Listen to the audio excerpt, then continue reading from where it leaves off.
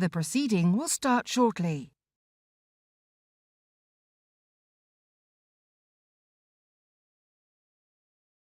The proceeding will start shortly.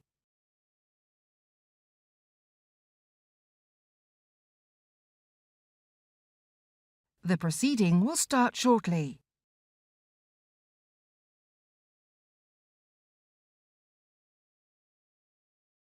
The proceeding will start shortly.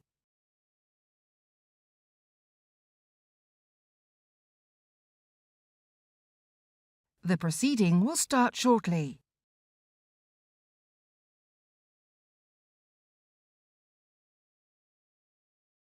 The proceeding will start shortly.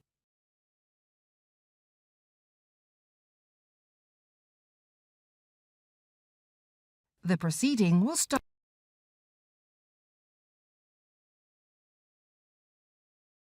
Very much, Foreign Secretary, for coming. I know you've come a long way, especially to be with us, so we're very appreciative, and welcome to Sir Philip as well. This is a session, a one-off session we're having in public.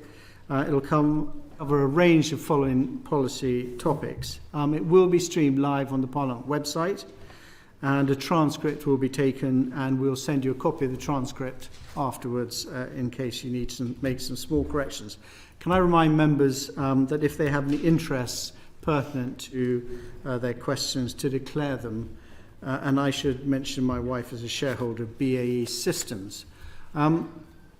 Just very quickly, we don't have much time. There may be a division. If there's a division during this meeting, I'll adjourn for 10 minutes. And if we could go through the division lobbies as quickly as possible and come back without talking to too many people, that would be great. And I will, I'm afraid, Foreign Secretary, I may have to interrupt you in order to get everyone the chance to ask a question. But as I say, we're very grateful for you coming, and we appreciate you are very busy.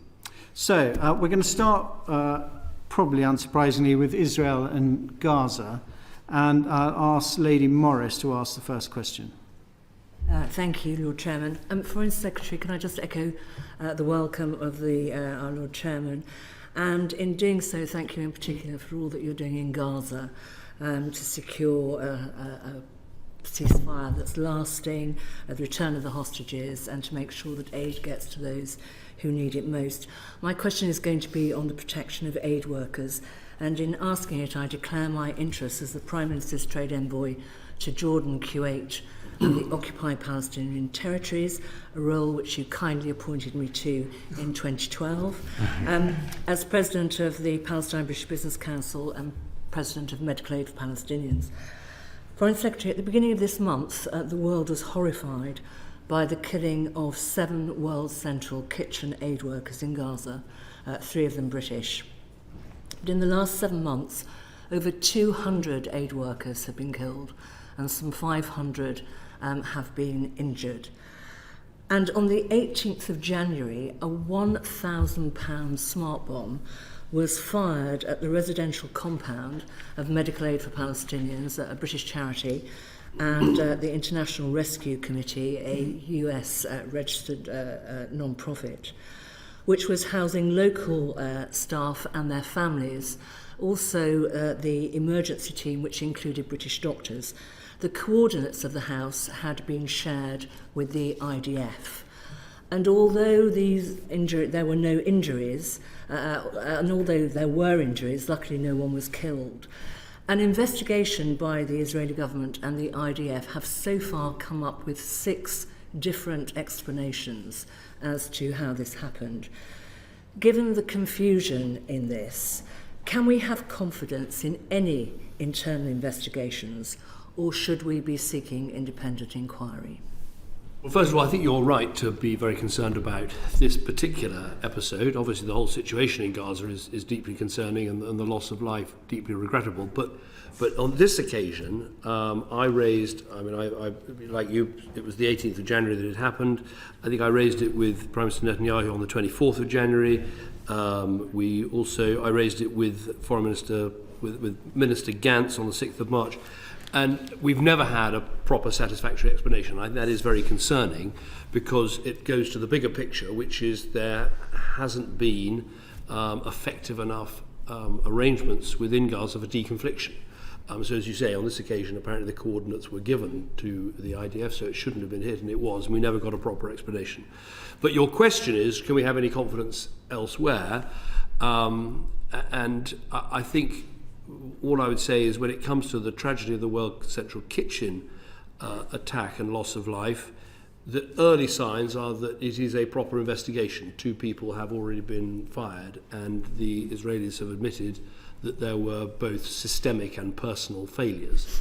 And so I think that can give us some hope that there's going to be better action taken in future. But what happened on the 18th of January was a sort of warning sign, and more should have been done when we raised it at the highest levels and said, look at what happened.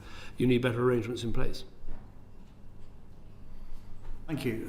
Lord Wood. Thank you, Foreign Secretary. I'd like to ask you about UK support for UNRWA.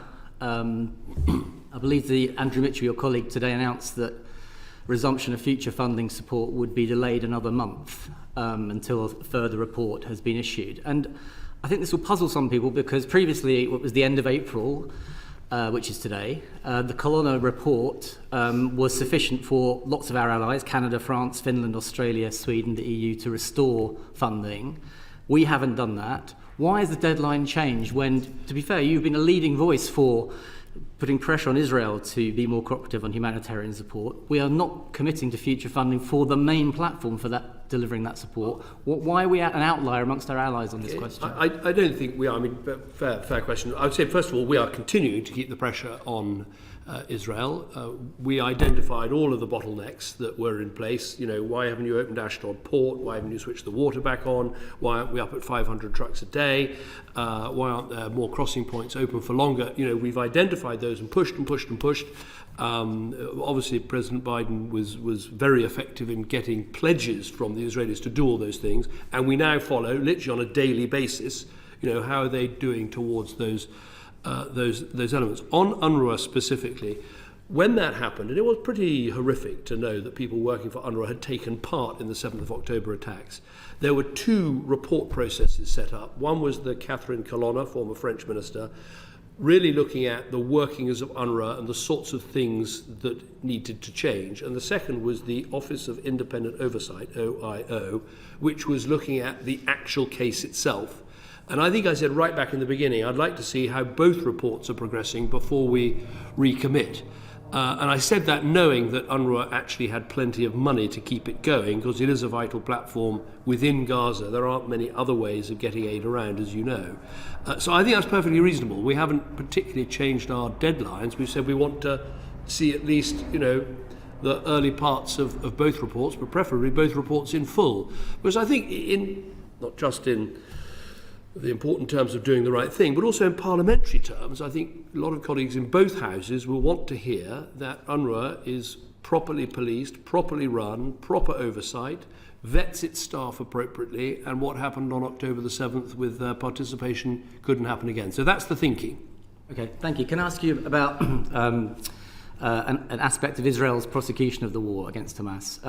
There have been reports I should stress, at this stage, of mass graves at Gaza's Nasser hospital, reports of bodies with women, including women and children, with hands tied or buried with hospital gowns on. Now, Jake Sullivan, National Security Advisor at the White House, has called for investigation. The UN Commissioner for Human Rights has done. So I wonder what Foreign Office investigations have revealed about this and what action you're taking. Well, we haven't had any investigations. We're not capable of doing that because we're not in Gaza, but we have said this needs to be investigated. It's extremely disturbing. I'm very nervous about going beyond that because I think with some previous events in this conflict, people have jumped to conclusions too quickly.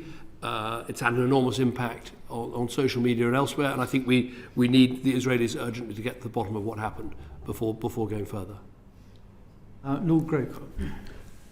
Yes, Foreign Secretary, I know this is something that you're well familiar with and have commented on, but we all know from experience, I think, that when this dreadful war comes to a conclusion, the chances are that the world community will move on to the next crisis, and the fundamental problems of Israel-Palestine will go on the back burner and will not be addressed. And my question is about post-war reconstruction and governance, basically. I mean, what reassurance can you give us that serious thought and consideration is being given and plans put in place by the international community to decide how Gaza is going to be governed and where the money for the reconstruction is going to come from? Well, I was in Saudi Arabia yesterday meeting with foreign ministers from Egypt, Jordan, Qatar, Bahrain, Saudi Arabia. And I would say that actually I've got quite a lot of confidence that this won't slip off the front pages when this conflict is over, because I think all of the neighbours and friends of Israel and Palestine, I think, come to the same conclusion, which is, of course, we want to bring the conflict to an end. We've got to deal with the threat of Hamas. You've got to have moves towards a secure Palestinian state, but also a secure Israel. And I think so many parties to this understand that there is no long-term peace and security and stability in the Middle East without a solution to the Palestinian question. So if you look at, for instance, what the Saudis are trying to do with this normalization deal with Israel, that's obviously a huge step for Saudi Arabia, a big step for Israel, but part of it would be the creation of a Palestinian state and a horizon towards that basis. Again, I think if you talk to the Egyptians and the Jordanians, and also if you talk, frankly, to other Europeans, I think there's an acknowledgement that huge efforts were made around the time of Oslo and all of those things which you'll remember. And then I think latterly there was a sense that it was just too difficult and it couldn't get done, and we should focus instead on getting aid to the Palestinians and all the rest of it. And actually, without solving this problem, we're never going to get the long-term peace and security we need. So I have some confidence that actually there's fresh commitment to try and get this sorted from all the friends of the region. On the issue of reconstruction, I think what has to come first is trying to build up the concept of what happens after the conflict ends, which is what we were talking about yesterday. How do you build up the new Palestinian Authority, the technical government they've created? How do you get it back into Gaza? Having got it back into Gaza, how do you help it with the reconstruction work? How do you deal with the issue of security on the day one after the war is over? I think all of those things need to be solved. And it will, of course, everyone's thinking, we're already talking to people about reconstruction and who pays and for what and all the rest of it. But I think it'll be quite hard to really progress those conversations until people know the war is over, who's running Gaza, how is it working, and the rest of it. But a lot of work is going into that. But so much as well is invested in a two-state solution. I can't remember how many foreign secretaries of both parties have. That's the get out of jail free card almost, isn't it, to say we want a two-state solution. Now, obviously recognising Palestine is absolutely fundamental to that. But I just wonder, I don't want to be too pessimistic, but this committee 7 years ago did an inquiry into the two states, into the Middle East, and it said, on its current trajectory, the Israeli-Palestinian dispute is on the verge of moving into a phase where the two-state solution becomes an impossibility and considered no longer viable by either side.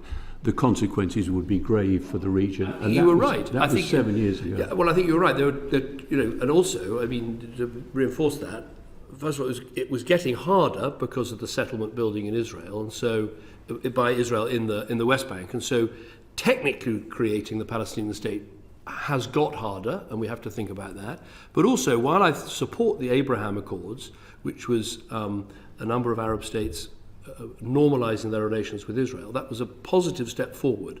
But I think some people looking at that thought, we can sort of create peace between the Arab world and the Israeli world without fixing the Palestinian problem. And I think that was a mistake. You have to fix the Palestinian problem.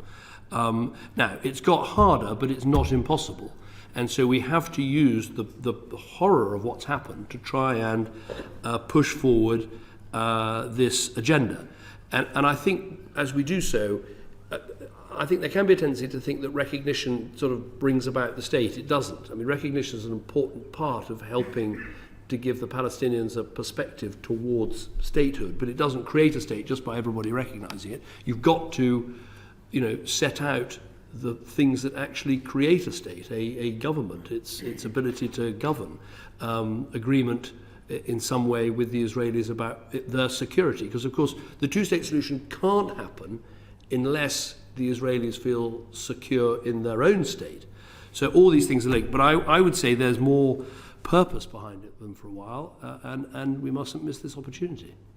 Staying in the same region, but intimately connected, Lady Crawley, you've got a question. Thank you, Chair. Foreign Secretary, good to see you. For so much of the instability in the world leads back to Iran and its proxies. And you yourself said in the Lords in this House on the 5th of March that you couldn't recall such a dangerous time in international affairs in your political career. Now, we welcome the government's emphasis in the new sanctions against Iran on targeting threats on UK soil, on contravening shipping, on the Iranian drone program. We welcome that.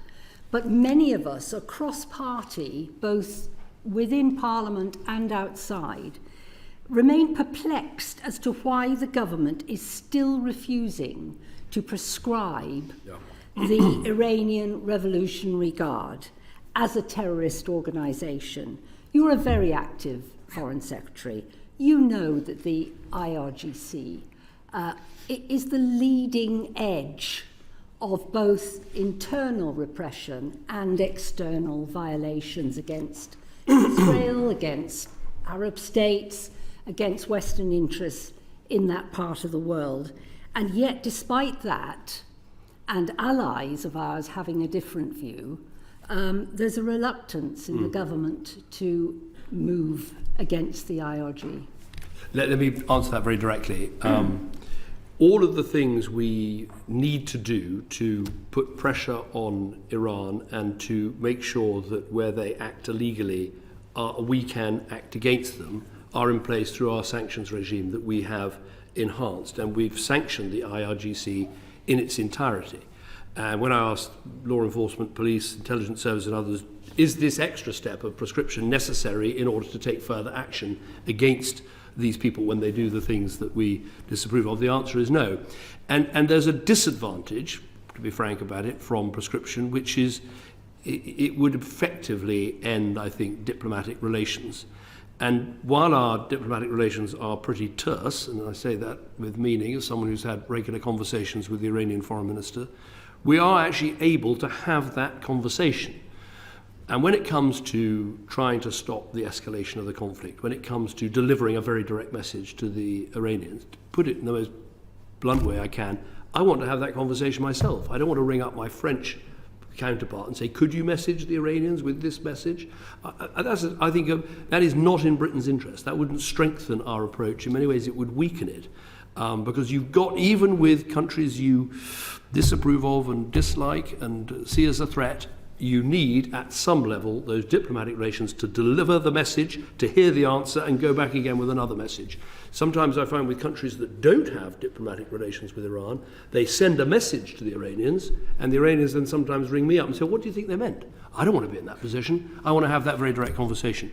But I completely agree with the premise of your question about the dangers that we face. And this is not a question of facing dangers, in Gaza or in Ukraine, although that's happening. Think about in our own country. In the last few months, we've had the appalling situation of China spying on our electoral commission and cyber attacks on members of parliament. We had the situation just a few days ago of what is alleged to be a Russian attack, a sabotage attack on a warehouse in East London. And of course, we've had the situation with Iran, where they were effectively paying thugs to try and kill people that work for Iran TV. So, if you want a picture of the dangers in the world, you don't have to look around the globe, you can look right here at who is attacking us. And that's why when you add up all the things the government's done, the National Security Act, so we can prosecute espionage more effectively, the National Security Investment Act, so we can be more careful about who invests in our infrastructure, the forthcoming foreign interest registration scheme, so actually we can have a better idea of what other countries might be doing in this country, the boost we've given to our intelligence services, to GCHQ, to MI5, to SIS, and the sanctions regime that we put in place. I mean, it's the busiest bit of the Foreign Office, I can tell you at the moment. They're working around the clock, because when they're not sanctioning Russians, they're sanctioning Iranians, or they're sanctioning people from Belarus or elsewhere. So hardening our security system right across the piece, because of the threats we face right here at home, demonstrates that security is the most important thing we need right now. Thank you. We're going to move away from Israel and Gaza to another difficult part of the world. Lord Robertson, who's here.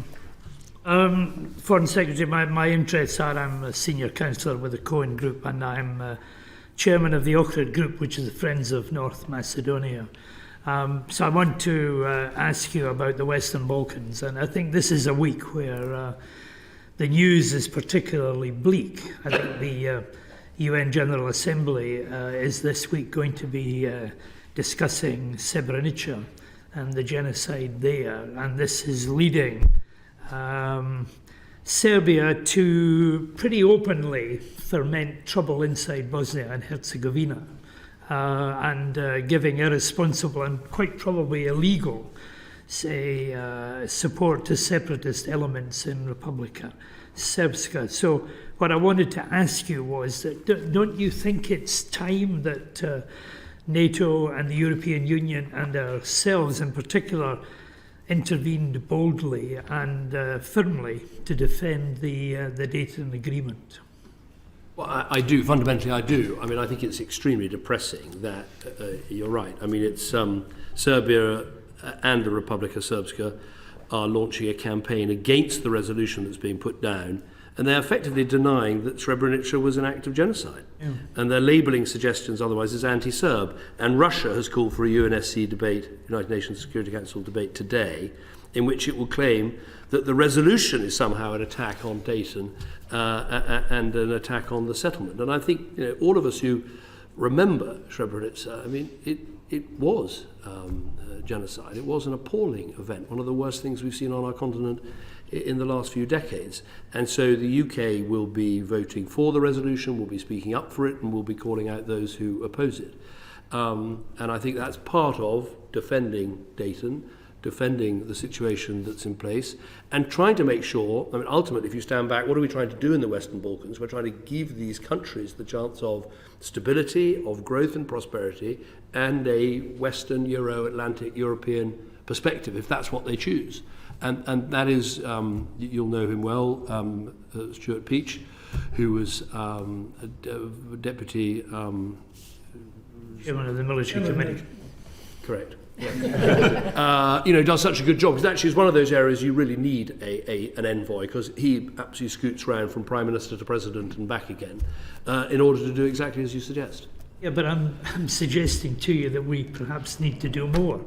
We have reduced the initial deployment to Bosnia was 65,000 way back, and year on year, as progress has been maintained, we've reduced it now to EUFOR, where we don't even play a part. And this committee made a recommendation that perhaps we should be considering that. But don't you think that we should perhaps be a bit more robust in what we do? It's a very good point. I would say so far, as well as going to North Macedonia, I've been to Kosovo. I've spent some time with KFOR, and I came back from that and contacted the NATO SecGen and said I think we needed to do more on KFOR. It needed to be stronger and bolder. We needed, as you'll remember, to take the restrictions off some of the different troops from different nations that they have there. On EUFOR and Bosnia, we're not part of it. I think you might well be right that it should be boosted, but that's a matter for the European Union to think about. I think there's a strong case, and Stuart Peach thinks there's a strong case for boosting it. We don't take part, not out of any... we sort of think our role in the Balkans is obviously to talk to everybody, but our military role is focused on KFOR. I think the disadvantage of joining in with EUFOR as a third country is that you can take part, and many countries do, but you're not involved in the design of the mission. So it's a slightly less satisfactory situation than being in a NATO mission as we are in KFOR. But I mean, I'm happy to talk to you more. If you think that there are more things we can do, we're concentrating quite a lot on the economic support we give, on the counter-narrative to the Russian poisonous messages that are being spread, on the political horizon for those countries and their work in NATO. But very happy, if there's more things you think we should be doing, very happy to listen. You think that maybe... On U4, I'm a bit sceptical that I would rather, we're going to make a contribution, let's do it in K4 where we can do it properly rather than U4. On that subject, Lord Soames. Thank you. Foreign Secretary, I know that you agree that this is further to George Robertson's question, that you agree that the foundation of peace and security is deterrence. But will you agree, as you just have done again, that we must do what we can to deter the threat of aggression or violent secession in Bosnia, without which, frankly, there is no space whatever for political manoeuvre and settlement? And just as a question of what you could do, I heard you say that Britain will vote at the UN in the appropriate manner, of course. But would you also agree that perhaps it might be helpful if you and your European and American and our American partners issued a statement expressing absolutely unwavering support for Bosnia and Herzegovina's territorial integrity, sovereignty, and multi-ethnic character, and the imposition of sanctions to address any anti-Dayton actions? I think we often do statements, either through the G7 or sometimes through the Quint, the 5 European key countries. We can do that and do that, and I think that's a very good suggestion. And be in no doubt, we absolutely support Bosnia's territorial integrity and, as you say, the multi-ethnic nature of that country's makeup, and also its European horizon, which it has made a very clear decision towards. And we call out the work of Dodic and others who try to play a malign influence. And I've also had very frank conversations with the Serbs. I've now met President Vučić twice and had frank conversations with him about what they're doing in the region and the importance of respecting other countries and their sovereign choices. Thank you. I wonder if you could help me and help us with doing an inquiry which mainly relates to defence and the influence of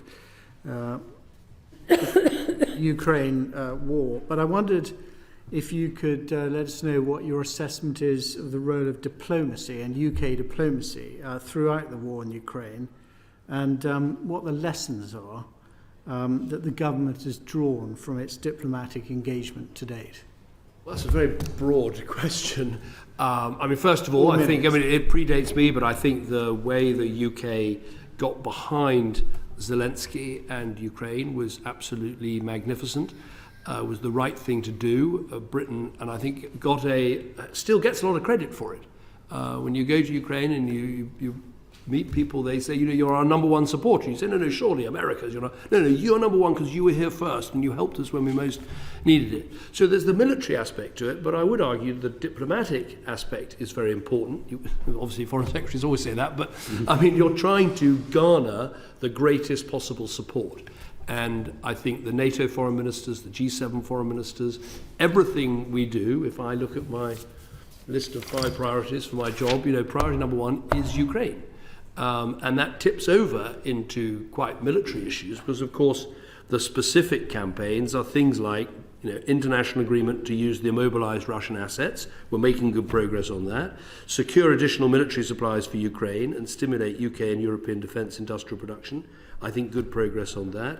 And driving progress towards Ukraine's Euro-Atlantic integration. And again, we're making progress with that. So I think, trying to build the coalition that backs Ukraine across Europe, across NATO, across the United States and Canada, that is a very big feature for us. And one of the things I've tried to do is repeatedly go to the United States and talk with the United States senators and Congress representatives, and also meet with everyone I can, including former President Trump to bang the drum and make the case that this is about, their security as much as it's about European security. So I think diplomacy does play a big role. Ukraine is fortunate in having an excellent foreign minister in Dmytro Kuleba, who works incredibly hard at, again, looking round Europe. Where are there spare munitions? Where are there air defence systems? Where are those additional, and lobbies all of us hard, me in particular, to say, come on, you said you're going to help, let's get out there and try and get these Bulgarian missiles or those Romanian bullets or what have you. So I think the lesson is we can be effective if we work in all these forums, and we've got to continue to do so. Good. Thank you very much. Lady Cousins. Foreign Secretary, thank you. I want to ask about the BBC World Service. I know from answers you've given on the floor of the House that you agree that the World Service is a unique soft power asset. Would you also agree that if the current review of the World Service, of the BBC rather, leads away from the licence fee, that the Foreign Office needs to rise to the challenge from the Director General and resume 100% of the funding for the World Service, rather than risk seeing its content and its scope and its impact inevitably suffer if it has to compete inside a funding model outside of the licence fee, when what it really needs is the budgetary resilience to respond flexibly to geopolitical shifts. Yes, okay, I've got, sorry, keep going. I just want to tack on one bit. Perhaps you, please, could tack on to your answer to that question an update for the committee on what, if any, progress has been made towards establishing a BBC Albanian service, which was one of the recommendations that this committee made in our recent Western Balkans report, but to which you gave a rather vague and open response in your letter to us. Right. On the basic issue is the BBC World Service incredibly important, and should we continue to have it funded at a good and hopefully growing level? Yes. Now, I would argue, as I did on the floor of the House, I think there's a perfectly good argument to say something from the licence fee payers, something from the government is a fair way of doing it, because I think licence fee payers get something out of the World Service. I do. When Radio 4 goes off at night and the World Service comes on, I leap for joy. Well, I don't, because I'm hopefully trying to go to sleep. But you know what I mean? It's a brilliant service. So we get to access it. And also I think the BBC has some advantages by running the World Service. There's some crossover between that and the domestic service. So I think the idea of funding out of two pots is good. Look, I don't know what's going to happen to the licence fee. I'm quite old-fashioned. I actually think the licence fee works quite well, and will continue to work well, probably for longer than lots of people think, because actually it's a universal service. We all use it to a greater or lesser extent. When you look at all the alternatives, there are lots of disadvantages. So I'm quite a sort of licence fee fan in an old-fashioned way. And so but the answer to the question is we must go on, however it's funded, it must go on being funded at a generous level. And in this contested, competitive world, there's a good argument for saying that we need more independent, respectable media in this space. Now, on the Albanian service, I've looked at this again. I mean, ultimately, it is a decision for the BBC World Service rather than for me.